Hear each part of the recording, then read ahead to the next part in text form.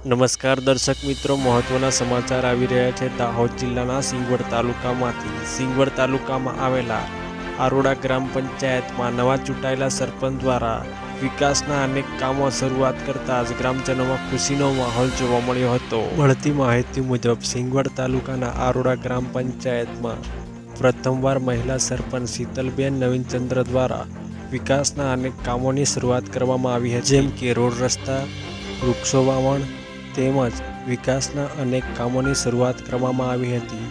સાથે સાથે આવનારા સમયની અંદર ભગવાન ગણેશનું આગમન થવાનું છે, તે હેતુથી ચાચર ચોક પણ તૈયાર કરવામાં આવ્યો હતો અને આવા અનેક વિકાસના કામોની શરૂઆત કરવામાં આવી હતી, જેને જોતા જ ગ્રામજનોમાં ખુશીની લાગણી જોવા મળી હતી અને આવા સરપંચનો ગ્રામજનોએ આભાર વ્યક્ત માન્યો હતો।